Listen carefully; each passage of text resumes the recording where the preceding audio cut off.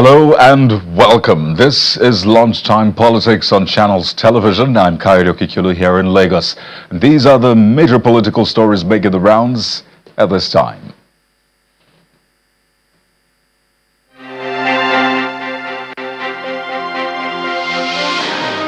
The Nigerian military closing in on notorious terrorist Bello Turji neutralizes his second-in-command and close allies, dealing a major blow to the terrorists in the northwest, as the federal government says it has prosecuted over 100 terrorist financiers in 2 years.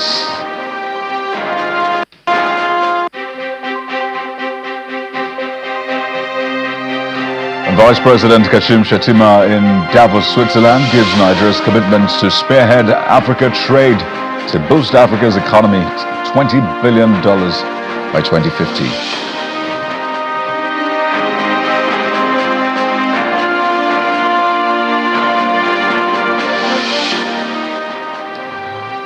Well, let's begin with a news development story, and it's on the abducted wife of a former Assistant Inspector General of Police, Hakeem Odumosu, who has now regained freedom after operatives of the force led by the Commissioner of Police in Ogun State, Larry Ogunlowo, neutralized the kidnappers. A terse statement from the force public relations officer, ACP Olumuyiwa Adejobi, says the operatives equally recovered the ransom paid to the kidnappers as a bait. The statement reiterates the commitment of the police to safeguard Nigerians and the nation. The retired AIG's wife, Folashade Odumosu, was abducted last Thursday at the entrance of her residence in Arepu area of Ogun State. And more on security, the Nigerian Army says it has changed its strategy and will henceforth take the fight against insecurity to the camps of bandits, terrorists, and kidnappers to ensure that peace reigns supreme in Taraba State and Nigeria as a whole. The Commander 6 Brigade of the Nigerian Army and Commander Sector 3 Operation World Stroke Brigadier General Kingsley made this disclosure in Jalingo, as the Taraba State capital, at an event for the brigade officers. We have strategized, we're going to do things differently, not forgetting what we achieved in the year 2024. We are taking the fight directly to the bandits in the mountainous areas in the northern Taraba, in Zing, particularly Yoro, in Kona Mountains, in Ardokola. We have also extended our operations towards Karim Lamido, Lao, and other areas, Ardokola. And I want to assure Tarabans that they should go about their businesses with the confidence that 6th Brigade, Sector 3 Nigerian, Sector 3 Operation Wide Stroke is strongly behind them. We assure them that this year will be better than last year. On behalf of the government and the people of Taraba State, His Excellency wants to thank you for your unwavering commitment and dedication to service, ensuring that there's adequate security provided by the Nigerian Army and other security services in the state to ensure that the people of the state, and indeed all Nigerians that live in Taraba State, are secured and feel free to carry on their businesses within the state. His Excellency has asked me to congratulate you for this successful event, which is culminating after the Armed Forces Remembrance Day. And I look forward, as the government, to work very closely with you in this year 2025 by sustaining the tempo of security that we're experiencing in this state. Well, this has come in, amidst the report that the military has neutralized second in command of notorious terrorist Bello Turji, some of his commanders and allies, dealing a major blow to the terrorists in the northwest region. And the military is insistent that it's only a matter of time before it gets to the terrorist Bello Turji. But all of these issues form our talking point as we're joined by security consultant Dixon Osaje, who is MD Breeze Protection Services, joins us live from our Abuja studio. Welcome to Lunchtime Politics, Mr. Osaje. Thank you, Kayode, for having me. Good afternoon. Good afternoon. Quite a number of moving parts when it comes to insecurity. On the one hand, you have the rescue of the wife of former Commissioner of Police in Lagos, AIG, Akim Odumosu, after days that she was kidnapped. And the police saying that they paid ransom, or ransom was paid as a bait, and that helped them neutralize the kidnappers. Now, this is happening in Southwest, in fact, in Ogun State, just a border community with Lagos State. So let's start off with that one, because for a lot of people, it's some sort of wake-up call that if this can happen to the wife of a former commissioner, former AIG, then what happens to other people?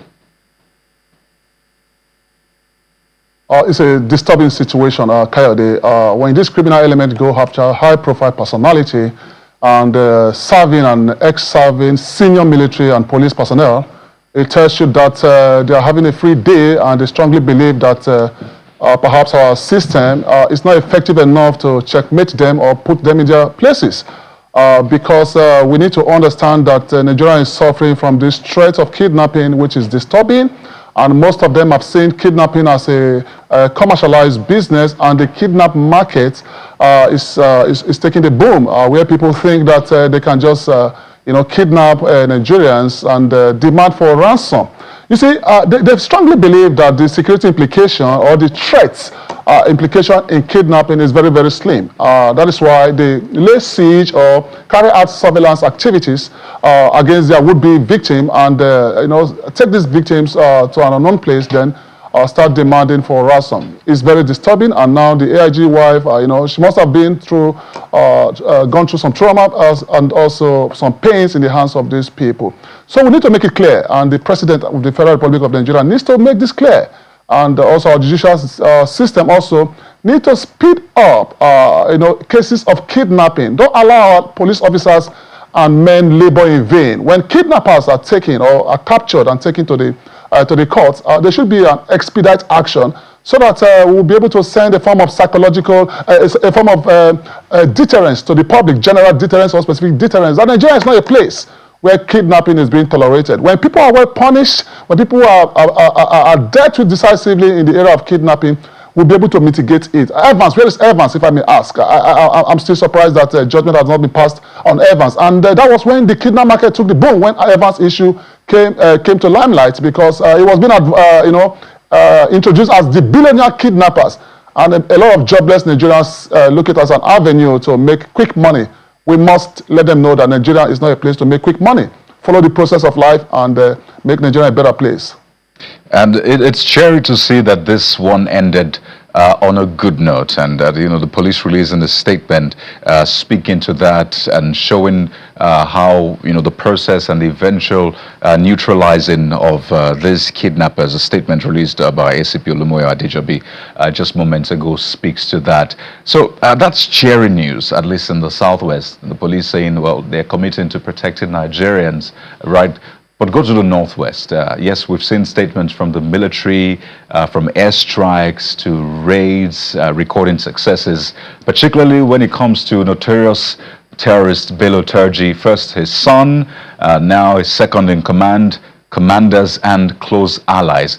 But when you talk about the justice system, the statement by the SGF, who represented the president at an event yesterday, raised questions for a lot of people, where the SGF said that over 100 terrorist financiers have been prosecuted and convicted in 2 years, but no names were mentioned. How will that really contribute or otherwise to ensuring justice? Because for a lot of people, they need to be named and shamed for this fight to really progress.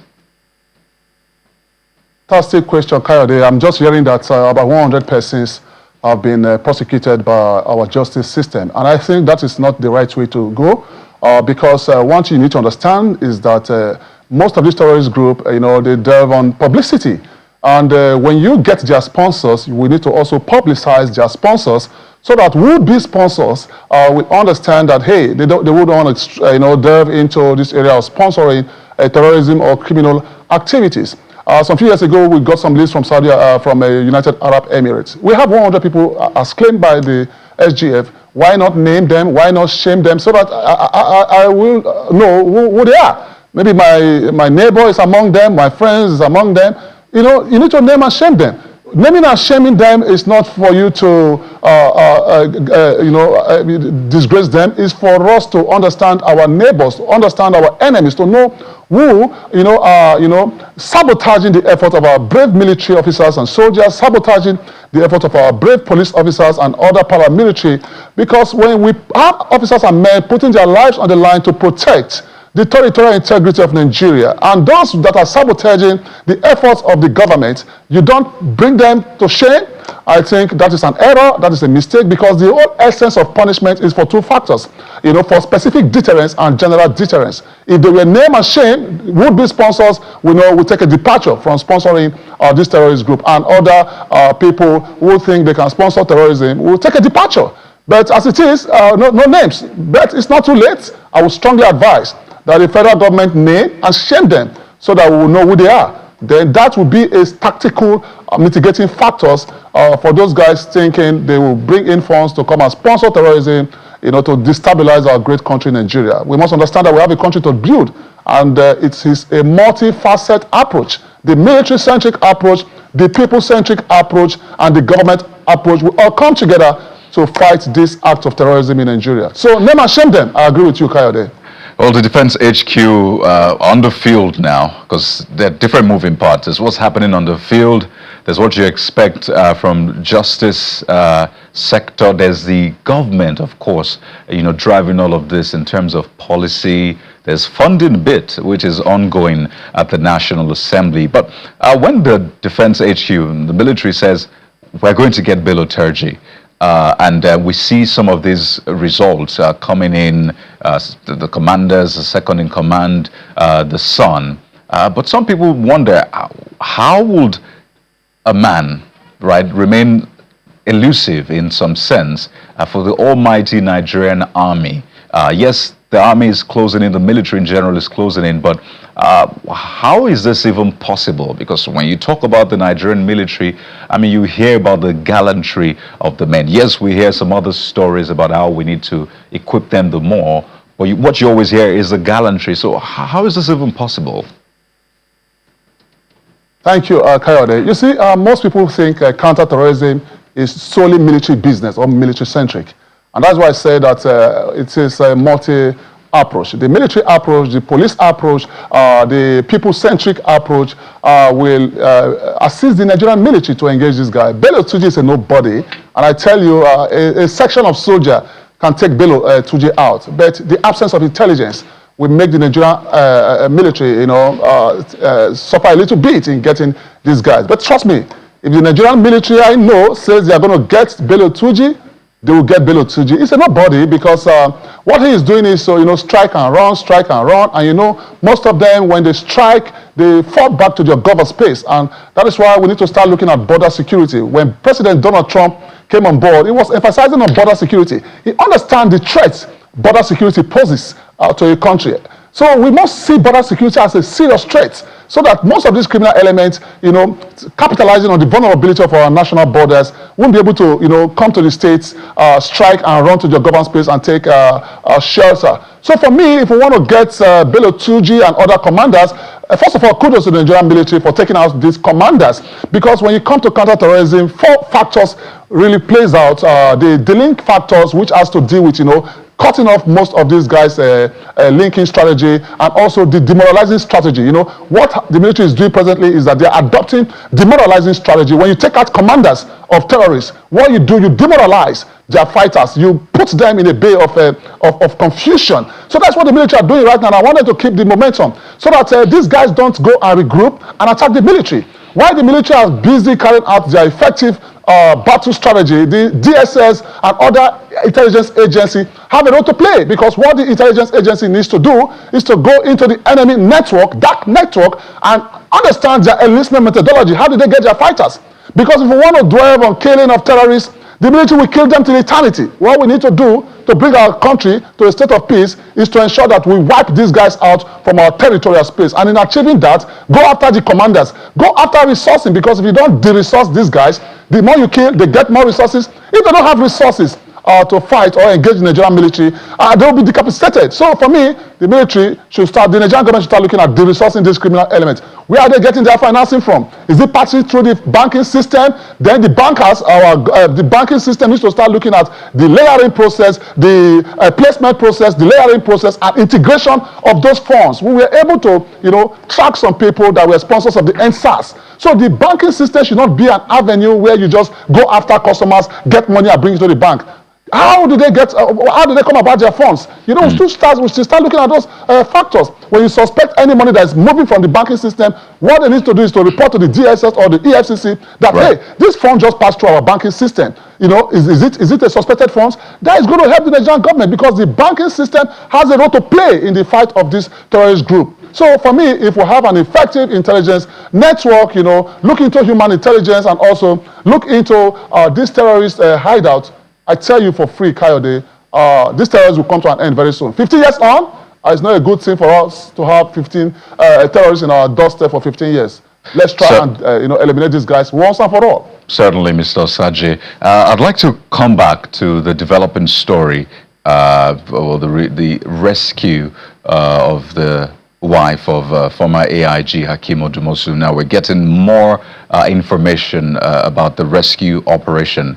This is a statement released by ACP Olumuyiwa Adejobi, and I'll just walk you through some of the parts of that statement. The kidnap took place on January the 16th at about 9:45 p.m. and we understand that she was rescued January the 23rd, which is today, at about 6 a.m. Now, what is concerning, Mr. Osaje, is that we understand that these kidnappers were camped in a creek in the swampy area of Ikorodu, and that's where the police sprang on them. Now, 4 AK-47 rifles were recovered, 3 locally made single-barrel rifles, ammunition of various calibers, 10 million naira, which, by the way, was ransom previously demanded by the kidnappers. But what is concerning is to hear that this sort of operation is being housed in swampy areas of Ikorodu.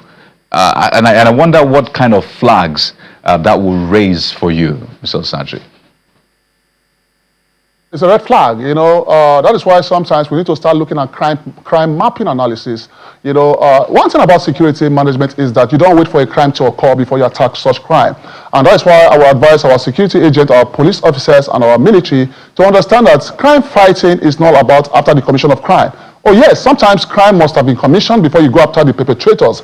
But for you to keep a country safe, you need to have a plan in place to ensure that you go after this criminal element. And that's what we call psychological deterrence. When you put in factors in place to go after criminal, consistent patrol, like the guys that kidnapped the AIG's wife, we're living in a creek, that is an ungoverned space.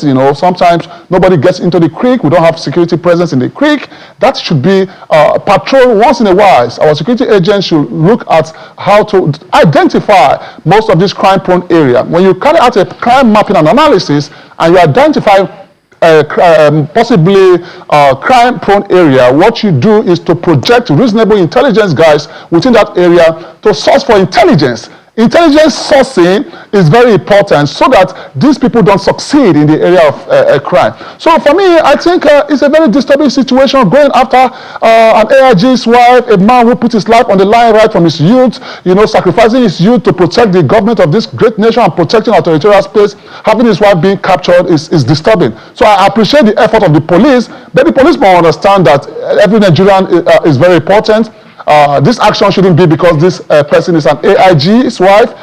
It should be applied to every single Nigerian, to the least person in this country, so that these terrorist guys, these kidnapping guys, will not capitalize on our vulnerable ones. Because a lot of people are vulnerable, Kayode, and it's so sad that they are highly vulnerable, because we need to start looking at having effective policing system. What is the number of our policing system? How many police officers do we have in this country to govern over 200 million people? The ratio is not matching, Kayode.